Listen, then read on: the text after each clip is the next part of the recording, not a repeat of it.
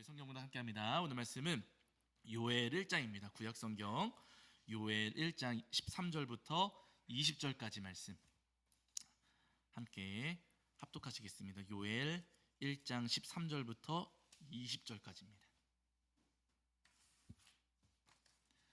구약성경 1271페이지 정도 있습니다.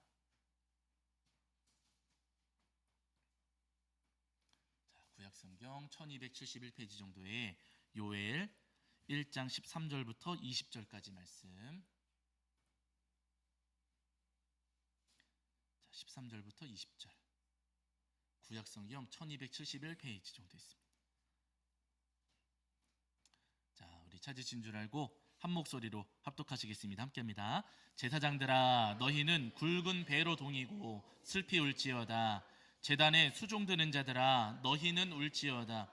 내 하나님께 수종드는 자들아, 너희는 와서 굵은 배의 옷을 입고 밤이 새도록 누울지어다. 이는 소제와 전제를 너희 하나님의 성전에 드리지 못함이로다.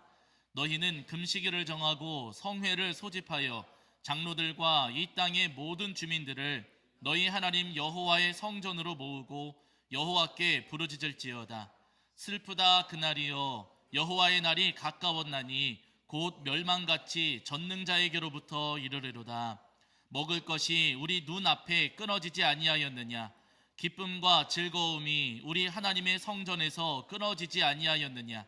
씨가 흙덩이 아래에서 썩어졌고 창고가 비었고 곳간이 무너졌으니 이는 곡식이 시들었음이로다. 가축이 울부짖고 소떼가 소란하니 이는 꼴이 없음이라. 양떼도 피곤하도다.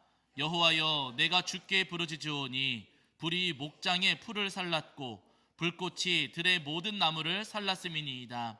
들짐승도 주를 향하여 헐떡거리오니 시내가 다 말랐고 들의 풀이 불에 탔음이니이다. 아멘. 우리 자리에 앉으시겠습니다. 여러분, 한 주간 평안하셨지요?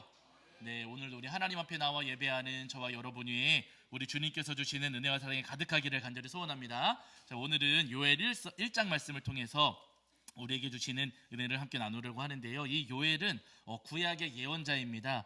이 요엘 선지자가 활동했던 하나님의 말씀을 대언했던 그 시대를 우리가 정확하게 알 수는 없어요. 학자들의 의견이 많이 갈라져 있습니다. 크게는 요아스 왕 시절에 말씀을 선포했다라고 보는 분들도 계시고, 어떤 분들은 포로 후기 시절에 말씀을 선포했다라고 보는 분들도 계십니다. 이렇게 요엘이 활동했던 시절이 언제인지는 우리가 정확하게 알 수는 없지만, 그러나 우리가 요엘 말씀을 읽어 내려가면서 한 가지 분명한 사실은 확인해 볼 수가 있어요. 오늘 저희가 다 읽지는 않았지만 요엘 1장 말씀을 가만히 읽어보시면은요, 이스라엘 땅 안에, 유다 땅 안에 굉장히 어렵고 힘든 일이 일어났다라는 것을 우리가 확인해 볼 수가 있습니다. 하나님께서 요엘 선지자에게 말씀을 주시면서 너는 이 말씀을 선포해라 라고 하시는데, 여러분 그 2절부터 14절 말씀해 보시면은 요엘이 선포해야 했던 하나님의 말씀이 이 안에 쭉 기록되어 있어요. 근데 그 가운데 어떤 내용이 있는가? 자, 1장 4절을 보실게요. 1장 4절입니다. 요엘 1장 4절입니다. 1장 4절. 자, 요엘 1장 4절입니다. 읽겠습니다. 시작. 팥중이가 남긴 것을 메뚜기가 먹고 메뚜기가 남긴 것을 느치가 먹고 느치가 남긴 것을 황충이 먹었도다. 이렇게 말씀하세요. 지금 팥중이, 그리고 메뚜기, 느치, 황충 이런 것들이 언급됩니다. 메뚜기 종류, 메뚜기과의 어떤 곤충들을 지금 이야기하는 거거든요. 이 메뚜기 떼가 몰아닥쳐가지고 남유다 이스라엘 백성들이 농사지었던 그 농작물들을 전부 다 먹어치웠다는 거예요. 그럼 여러분, 성공한 거예요? 망한 거예요? 망한 거예요. 망해도 쫄딱 망한 거예요. 뭐가 남아있는 게 아니고 여러분, 하나도 남김없이 쫄딱 망했다라고 하는 겁니다. 그러면서 여러분 그 아래에도 이어지는 말씀들 가만히 보시면은요, 7절에 보시면 포도나무를 멸하며 무화과 나무를 긁어 이렇게 말씀하셔요. 메뚜기 떼가 몰려와가지고 포도나무를 다 갉아먹어버리고 무화과 나무도 전부 다 갉아먹어버려가지고 열매를 얻을 수가 없는 지경이 되었다. 열매 하나 남지 않도록 메뚜기 떼가 전부 다 갉아먹었다. 우리의 삶이 쫄딱 망했다라고 하는 겁니다. 그럼 여러분, 우리 삶이 쫄딱 망했으면은 내가 다 망한 것을 자손들에게, 후손들에게 이야기하겠습니까? 안 하겠습니까? 나중에라도 내가 완전히 망해버렸어요. 그래가지고 내가 완전히 망해버린 그 뭐라 그럴까요? 부끄러운 처지를 사람들에게 이야기해요, 안 해요? 사람들에게 시험 망쳤을 때 이야기해요, 안 해요? 안 해요. 여러분, 그리고 뭐 사업이 망했을 때 이야기해요, 안 해요? 안 해요. 잘 안 합니다. 내가 완전히 망했을 때 잘 이야기하질 않아요. 목회가 잘 안 돼서 교회 형편이 어려워져요. 그럼 이야기할까요, 안 할까요? 잘 안 합니다. 내가 어려워지고 아주 큰 어려움을 닥쳤을 때 여러분 그런 이야기를 잘 하지 않더라는 거예요. 그런데 여러분 보세요. 하나님께서는 뭐라고 말씀하시는가? 자, 여러분 1장 2절입니다. 1장 2절과 3절입니다. 1장 2절과 3절. 자, 1장 2절과 3절 보세요. 지금 이스라엘 땅, 유다 땅 안에 엄청난 일이 일어나서 이스라엘 백성들, 유다 백성들의 삶이 완전히 망해버렸습니다. 그런데 뭐라고 말씀하시는가? 자, 1장 2절과 3절을 읽겠습니다. 시작.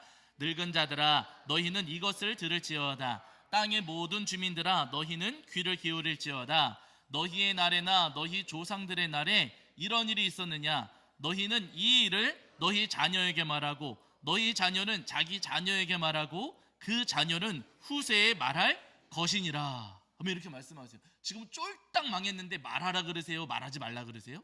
말하라고 하세요. 너희 자녀에게 말하고 그 자녀는 그의 자녀들에게 말하고 또 자녀들에게 말하고 후세에 자손들에게 너희가 쫄딱 망했던 것을 자손들에게 다 이야기해 주어라.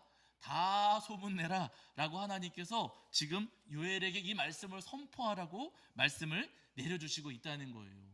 여러분 부끄러운 상황이고 지금 이스라엘 백성들 완전히 쓰러지고 다 망한 처지인데 왜 이 이야기를 후손들에게 이야기하라고 하실까? 지금 감추고 싶은 이야기이고 정말 부끄러운 모습인데 왜 이 모습 쫄딱 망한 모습을 왜 하나님께서는 다른 이들에게 특히나 자손들에게 이야기하라고 하시는 것일까? 이유가 있어요. 여러분 이스라엘 백성들이 지금 완전히 망했는데 이스라엘 백성들을 완전히 망하게 한 그 주범이 누구예요? 오늘 본문에 보시니까 곤충 가운데 메뚜기가 몰려와가지고 이스라엘 백성들을 다 망하게 만들었어요. 여러분 메뚜기 무서우세요? 안 무서우세요? 메뚜기 무서워하는 분 계십니까? 안 계십니까? 곤충이 우리는 싫어가지고 안 만질 뿐이지 메뚜기가 무서운 분은 찾아보기 거의 없습니다. 나는 메뚜기 무서워서 메뚜기만 보면 막 기절하고, 물론 이제 그런 어떤 병이 있으면 그럴 수 있어요. 이렇게 심리적인 어떤 그런 일들이 있으면 그럴 수는 있겠지만, 그러나 여러분 메뚜기 자체가 무서워가지고 메뚜기를 두려워하는 분들은 없다는 겁니다. 그런데 여러분 이스라엘 백성들 누구 때문에 지금 망했어요? 메뚜기 때문에 망했어요. 그 초라하고 보잘것없는 그 메뚜기 때문에 이스라엘 백성들, 유다 백성들이 완전히 쫄딱 망했다. 너희는 이 사실을 자손들에게 알려야 된다라고 지금 하나님께서 말씀하고 계시는 거예요. 여러분 이 말씀 무슨 의미겠습니까? 이스라엘 백성들이 메뚜기 때문에 망했다라고 하는 이 이야기는 뭐냐면요, 이스라엘 백성들은 메뚜기조차도 이길 수가 있어요, 없어요? 메뚜기도 이길 수 없는 연약한 존재이다. 우리가 볼 때 여러분 사람은 강합니까? 약합니까? 우리가 생각할 때는 내가 힘세 보이고 강해 보이고 능력도 있어 보일 수 있지요. 그러나 여러분 가만히 우리의 삶을 돌아볼 때 우리는 너무나도 약한 사람들이라는 거예요. 메뚜기조차도 견뎌내지 못하고 메뚜기조차도 이겨내지 못하는 연약한 존재이다. 우리가 이렇게 연약하다는 사실을 너희는 자손들에게 알려야 된다. 하나님께서 말씀하시는 거예요. 힘 있다 착각하지 말고 능력 있다 착각하지 말고 우리는 연약한 존재들입니다 하는 사실을 잊지 말아야 된다 하시는 겁니다. 그래서 여러분 요엘 1장 14절에서 하나님께서 말씀을 하세요. 자, 1장 14절 보실게요. 1장 14절. 자, 요엘 1장 14절입니다. 1장 14절. 자, 읽겠습니다. 함께합니다. 시작. 너희는 금식일을 정하고 성회를 소집하여 장로들과 이 땅의 모든 주민들을 너희 하나님 여호와의 성전으로 모으고 여호와께 부르짖을지어다. 아멘. 이렇게 말씀하셨어요. 금식일을 정하고 성회를 소집하여 여호와께 부르짖을지어다. 이렇게 말씀하십니다. 쉽게 이야기하면은요, 금식 선포하고 금식 기도합시다 라고 지금 이야기를 하는 거예요. 여러분 금식의 목적이 뭐예요? 금식. 제가 자주 말씀드렸어요. 여러분 금식 왜 하는 거예요? 내 소원을 이루기 위해서 금식하면은 그게 뭐라고요? 그거는 금식, 맞아, 금식이라고도 표현을 하시고 단식투쟁입니다. 단식투쟁. 여러분 하나님께서 단식투쟁 좋아하실까요? 싫어하실까요? 단식투쟁은 싫어하세요. 내 소원 이루려고 나는 금식하고 이거 들어줄 때까지 나는 밥 안 먹어요. 여러분 그거 하나님께서 바라시는 금식이 절대로 아닙니다. 지금 하나님께서 이스라엘 백성들에게, 유다 백성들에게 너희는 금식하면서 부르짖어라 라고 말씀하실 때 이유가 있어요. 여러분 금식하면은 뭐가 빠져요? 살도 빠지지만 힘이 빠져요. 맞아요. 힘 빠지면서 우리는 이렇게 연약한 존재입니다. 하나님, 우리는 하나님 앞에 연약한 존재입니다. 밥 한 끼만 안 먹어도 이렇게 힘이 빠지고 기운이 빠지고 일어설 수 없는 존재입니다. 우리는 하나님 아무것도 아닙니다. 우리에게는 하나님이 필요합니다. 하나님께서 저희를 채워주셔야 되고 하나님께서 저희를 도와주셔야 됩니다. 하나님 아니면 설 수 없는 연약한 존재들입니다. 하나님 보십시오. 메뚜기조차도 이기지 못하는 연약한 존재들입니다. 하나님 저희를 붙잡아 주시옵소서. 기도하라고 지금 하나님께서 말씀하시는 거예요. 여러분 우리도 마찬가지입니다. 이 땅을 살아가는 동안 여러분 우리도 나 자신을 돌아보면서 그래도 나는 조금 힘도 있고 능력도 있고 나는 아는 것도 조금 있고 하니까 나는 조금 괜찮다. 나는 부족함이 없다. 나는 능력이 있다. 나는 그래도 괜찮은 사람이다. 우리가 생각할지 모릅니다. 그러나 여러분 기억하실 것은 뭐냐면요. 여러분 우리 하나님 앞에 우리는 아무것도 아니라는 거예요. 내가 조금 모아둔 게 있어서 내가 조금 가진 게 있고 내가 조금 쌓아놓은 게 있고 내가 다른 사람들보다 조금 나은 부분이 있어서 그래도 나는 괜찮은 사람이다 착각할지 모르겠지만 그러나 여러분 우리 하나님 앞에서는요 아무것도 아닌 존재예요. 여러분 우리 정말로 연약하고 정말로 나약한 사람들입니다. 힘이 있어 보이지만 힘이 없고요. 아는 건 많아 보이지만은요 아는 것도 없어요. 만약에 여러분 하나님께서 우리를 붙잡아 주지 않으시면은 우리 한 걸음이라도 갈까요? 못 갈까요? 우리는 못 갑니다. 하나님께서 우리에게 숨을 불어넣어 주지 않으시면은 여러분 우리 살 수 있어요? 없어요? 우리 살 수 없는 존재예요. 여러분 우리가 힘세 보이고 능력 있어 보이지만은요 사실 우리는 아무것도 아닌 연약한 존재라는 거예요. 성경을 보시면 여러분 우리가 잘 아는 인물 가운데 제가 자주 말씀드렸던 욥이라는 인물이 있어요. 여러분 욥 제가 자주 말씀드렸어요. 재산이 어마어마하게 많았고 자녀는 10명이나 됐습니다. 어느 날 사탄이 하나님을 찾아와서 막 대들어요. 하나님께서 욥에게 복을 주시니까 욥이 하나님을 잘 믿는 거 아니겠습니까? 하나님께서 그 복을 다 거두어 가시면 그러면 욥은 하나님 안 믿을 겁니다. 하나님께 와가지고 하나님하고 막 내기를 거는 거예요. 그러니까 하나님께서 그래? 그러면 한번 해봐. 내 종 욥은 내가 복 주지 않아도 나 잘 믿을 거야 하시면서 사탄에게 너 한번 해봐 하시면서 하나님께서 눈을 잠깐 감아주셨어요. 욥을 지켜주시고 욥을 보호해 주시던 하나님의 손길을 살짝 거두셨어요. 그랬더니 여러분 어떻게 돼요? 욥이 잘 삽니까? 하루아침에 망했습니까? 하루아침에 망했잖아요. 네. 여러분 그 많던 재산, 그 소중한 자녀들 하루아침에 전부 다 잃어버렸다는 거예요. 하나님께서 지켜주실 때는 그렇게 훌륭하게 잘 살았지만 그러나 여러분 하나님께서 잠깐만 눈 감으시니까 욥의 삶이 하루아침에 무너지더라는 겁니다. 여러분 욥만 그런 게 아니고요. 누구도 그렇다고요? 우리도 그렇다고요. 우리가 지금 숨 쉬고 있으니까 나는 살고 있으니까 나는 괜찮아. 여러분 그렇지 않아요. 우리 하나님 앞에 너무나도 나약한 존재이고요. 하나님 앞에 우리는 아무것도 아닙니다.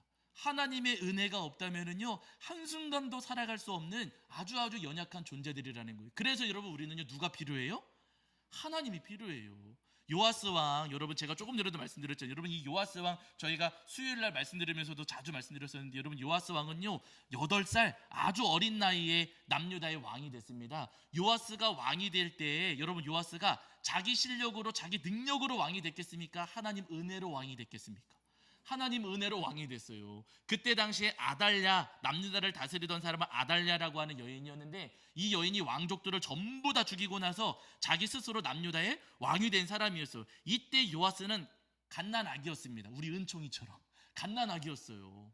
그 갓난아기도 막 죽을 위기에 처했는데 그때 당시에 이제 대제사장이 요아스 그 갓난쟁이 요아스를 숨겨가지고 성전에서 키운 거예요. 성전에서 7년 동안 키워서 요아스가 8살 되었을 때 요아스를 앞세워가지고 아달랴를 쫓아내고 그러고 나서는 요아스를 남유다의 왕으로 세웠습니다. 그러니까 여러분 요아스가 왕이 되었던 것은 자기 힘과 자기 능력으로 된 게 아니라 전적인 하나님의 은혜였어요. 요아스는 아무것도 아니었어요. 그래서 요아스가 한동안은 대제사장과 함께 남유다를 다스리면서 하나님의 뜻에 맞게 남유다를 잘 세워가려고 했어요. 그런데 대제사장이 죽고 나서, 세상을 떠나고 나서 요아스의 마음이 뒤집어졌습니다. 하나님을 믿는 척 했다가 대제사장 죽고 나서 하나님 믿었을까요? 우상 믿었을까요?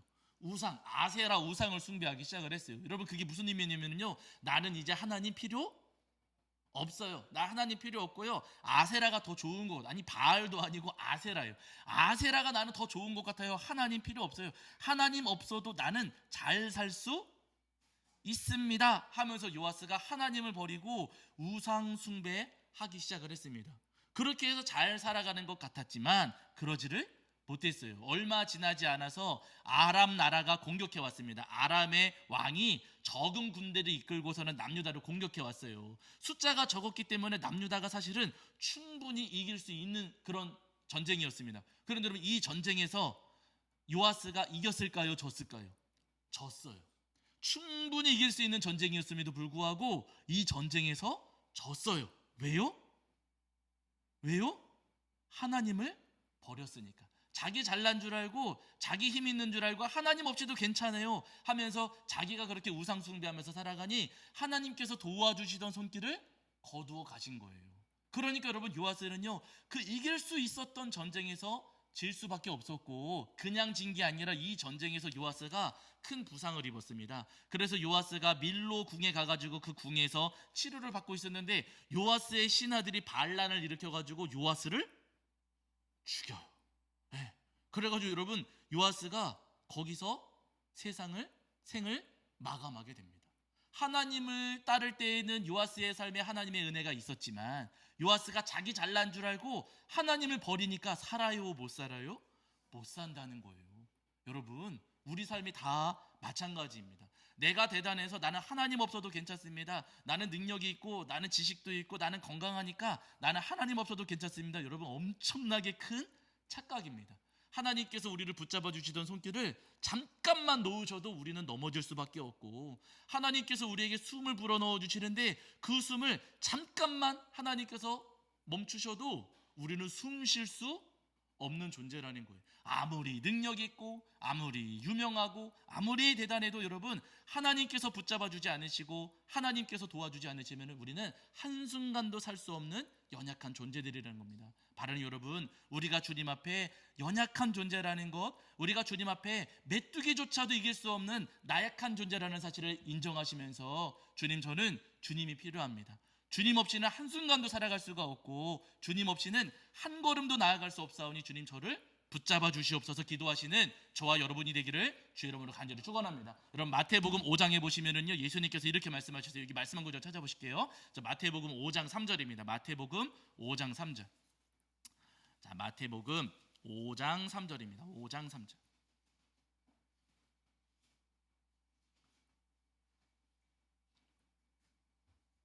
자, 마태복음 5장 3절입니다. 5장 3절. 제가 가진 성경에서는 신약 성경 5페이지 정도에 있고요.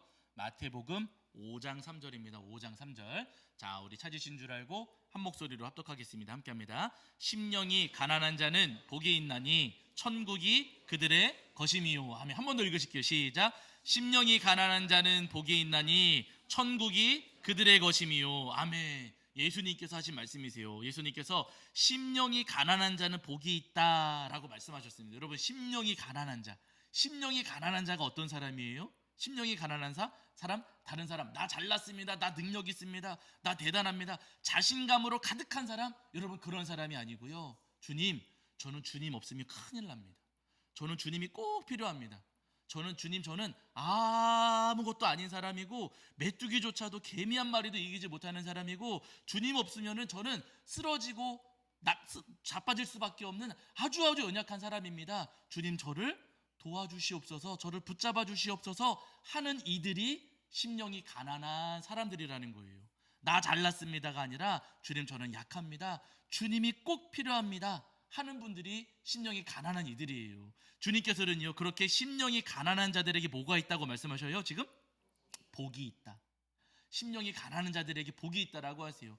주님, 저는 주님밖에 없습니다. 저는 큰일 납니다. 주님, 한순간이라도 떠나시면은 저는 난리 납니다. 안 됩니다 하면서 가난한 마음으로 주님께 우리가 매달리면, 여러분, 주님께서 우리를 바라보실 때, 야, 얘는 진짜 나 없으면은 큰일 나겠구나, 얘는 나 없으면은 진짜 한 걸음도 못 가고 그냥 꼬꾸라지겠구나, 안 되겠구나, 하나님께서, 예수님께서 그렇게 생각하시면서 우리를 붙잡아 주시고 우리를 도와주신다는 거예요. 여러분, 주님은요, 심령이 가난한 이들을 긍휼히 여겨주시고 붙잡아 주십니다. 우리가 잘 아는 성경 말씀 가운데 여러분, 탕자의 비유 있잖아요. 탕자의 비유, 제가 자주 말씀드렸어요. 이 탕자가 아버지 돌아가시지도 않았는데, 아버지 나중에 돌아가실 때 그때 저한테 물려줄 유산 그거 지금 미리 물려주세요 해가지고 탕자가 아버지의 재산 절반을 뚝 떼어가지고 집을 나가게 됩니다. 여러분, 생각을 해보세요. 아버지가 부유하신데 아버지의 재산 절반을 떼어가지고 아버지 집에서 나간다. 이게 뭐예요? 아버지가 필요하다는 거예요? 나 혼자서도 잘 산다는 거예요? 나 혼자서도 잘 산다는 거죠. 아버지가 필요하면 집에서 살았겠지요. 그러나 여러분, 이 탕자는요, 나는 아버지 없어도 잘 살 수 있어요. 나는 돈만 있으면 아버지 없어도 괜찮습니다. 나 혼자서도 아주 그냥 떵떵거리면서 살 수 있습니다. 자신감에 넘쳤던 아들입니다. 아버지가 이 아들에게 재산의 절반을 떼어주었어요. 이 아들이 아버지의 재산을 가지고 세상으로 나가서 살았습니다. 그런데 여러분, 나가서 살아보니까 세상살이가 할만합니까? 어렵습니까? 어려워요. 돈이 있다고 돼요? 안 돼요? 아니, 돈 있으면 조금 나을 수는 있겠지만 돈으로 다 해결되지는 않잖아요. 아버지를 떠나서, 아버지 없어도 괜찮다고 생각을 했지만은요, 아버지를 떠나서 살아보니까 여러분, 그 삶이 편안하지가 않았어요. 재산을 다 잃어버리고 먹을 게 없어지니까 돼지 키우는 데 가가지고 돼지 돌보면서 돼지가 먹는 그 돼지 밥을 주워 먹으면서 살았습니다. 근데 그렇게 살면서 이 아들이 깨달았어요. 아버지 집으로 돌아가야겠다. 이게 무슨 마음이에요? 아, 나는 아버지가 없으면 안 되는구나. 나는 아버지 없어도 괜찮다고 생각했지만, 아니로구나. 아버지가 없으면 나는 쓰러질 수밖에 없고 넘어질 수밖에 없고 나는 살 수 없는 연약한 사람이로구나. 탕자가 그때 깨달았어요. 그래서 아버지의 집으로 돌아갑니다.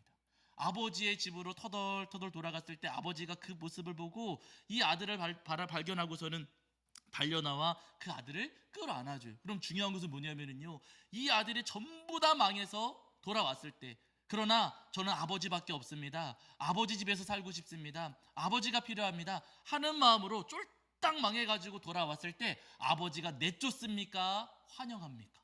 환영하더라는 거예요. 옷도 갈아입혀주고 신발 신겨주고 반지 끼워주고, 그리고 여러분, 먹을 것 내어가지고 잔치 열어주고 하면서 이 아들이, 그렇게 아버지를 떠났던 아들이 다시 아버지에게로 돌아왔을 때, 저는 아버지가 필요합니다, 아버지가 있어야 됩니다 하는 마음으로 돌아왔을 때, 여러분, 그 아버지는요, 그 아들을 기꺼이 안아주고 그 아들을 먹이고 입혀주었다는 거예요. 여러분, 우리도 마찬가지입니다. 하나님이 필요합니다 할 때, 여러분, 우리 하나님은요, 우리를 먹여주십니다. 아멘 하셔야 되세요. 여러분, 하나님이 필요합니다, 하나님이 계셔야 됩니다 하고 주님께 매달릴 때 주님께서 우리를 붙잡아 주시고 우리를 도와주십니다. 바로 여러분, 이 땅을 살아가시는 동안 주님, 저는 메뚜기조차도 이길 수 없고 저는 숨 쉬는 것조차도 제 마음대로 할 수 없는 연약한 존재입니다. 주님 없이는 살 수 없사오니 주님, 저를 붙잡아 주시옵소서. 주님께서 이끌어 주시옵소서. 날마다 기도하시는 저와 여러분이 되기를 주의 이름으로 간절히 축원합니다. 제가 설교 준비하면서 제 간증 한 편을 보게 됐어요. 여러분, 그 아시는 가수 중에 유열 아셔요? 유열 씨. 모르는 척하지 마시고, 아시면 아신다고. 아시잖아요, 여러분. 유열이라는 여러분, 이분이 전도사님이 되셨어요. 네, 저 몰랐거든요. 어느 간증하는 영상을 보고서 제가 그때 알았어요. 이분이 지금 신학 공부 마치시고 수원의 어느 교회에서 전도사 사역을 겸하고 계십니다. 이분이 간증을 하시는데, 이분이 이제 그 폐섬유증, 몇 년 전에 폐섬유증이라는 병에 걸리셔가지고 굉장히 고생을 많이 하셨다 그러세요. 근데 뭐 의사의 말로는 이제 몇 년 안 남았다, 뭐 이제 5, 6년 안에 많이 나빠질 테니까 이제 뭐 약 잘 챙기 먹으면서 공기 좋은 곳에 가서 살아라 하셔가지고 저 평창에 가서 지내시다가 이제 호전이 되니까, 사람들 피해서 살다가 호전이 되니까 다시 이제 수원 이쪽으로 이제 내려오셨나 봐요. 그런데 이분이 그 수원에 오셔서 지내시다가 작년 5월쯤에 독감에 걸리신 거예요. 폐섬유증을 앓고 계시는데 독감에 걸리셔가지고 열이 막 39도, 40도까지 올라가신 겁니다. 그래서 급하게 응급실을 찾아서 막 다녔는데 그때가 마침 막 그 이제 파업할 때 병원들 파업할 때 있었잖아요. 그때 시기여가지고 여러 군데 응급실을 다녔는데 전부 다 받아주지를 않더래요. 그래서 그동안 진료받았던 병원에 가가지고 이러저러합니다 라고 이야기하니까 다행히 그 병원에서 받아주셔가지고 응급실에서 치료받고 그러고 나서 일반 병실로 가셨대요. 그런데 일반 병실 가시고 나서 한 3, 4일 지나니까 점점점 상황이 막 심하게 악화되시더라는 거예요. 그래서 검사를 여러 가지를 해보았더니 폐에 구멍이 생겼대. 기흉이라 그러잖아요. 폐에 기흉이 이제 생겨가지고 이 기흉을 막아야 되는데 그때 당시 유열 씨의 그 어떤 상황이 어떤 마취를 할 수 없을 정도로 몸이 약해져서 마취를 했다가는 깨어나지 못할 수도 있습니다. 마취를 할 수가 없습니다. 그래가지고 이분이 마취하지도 않은 상태에서 기흉 구멍을 막는 그 시술을 하셨다고 그러세요. 그 정도로 몸이 굉장히 많이 약해지시고 상태도 많이 악화되신 거예요. 그러고 나서는 이제 시술을 마치고 나서 열이 내려가기는 했는데 이상하게도 상태가 좋아지지 않고 점점점 이제 악화되시더라는 겁니다. 그런데 더 이제 이제 문제가 됐던 것은 뭐냐면요. 치료해 주시던 주치 그 의사 선생님께서 2주 동안 해외를 나가시게 된 거예요. 학회 일정이 있어서 2주 동안 담당하시던 주치의께서 이제 2주 동안 자리를 비우시게 된. 나는 지금 막 상태가 안 좋은데 나를 치료해 주던 분이 2주 동안 해외를 나간대요. 그럼 돼요, 안 돼요? 그러면 안 되잖아요. 근데 이분은 나가셔야 된다고 그러고 나는 이러고 있고. 근데 그때 나중에 이제 그때 당시는 몰랐지만 나중에 유열 씨가 이제 아내분으로 통해서 이야기 들으시기를 그 의사 선생님이 아내분에게 이야기해 주실 때 얼마 남지 않았습니다. 준비하셔야겠습니다. 연명 치료 하시겠습니까? 하면서 이제 얼마 남지 않았다는 이야기를 해주셨다는 거예요. 그때 당시는 몰랐지만 당사자는 몰랐지만은 아내분에게는 그런 이야기를 해주셨다는 겁니다. 이런 상황인데 그때 마침 친구분들이 유열 씨를 찾아오셨고 그 친구분 가운데에는 똑같이 폐섬유증을 앓다가 얼마 전에 이식 수술을 하신 폐 이식 수술을 하신 친구분이 계셨대요.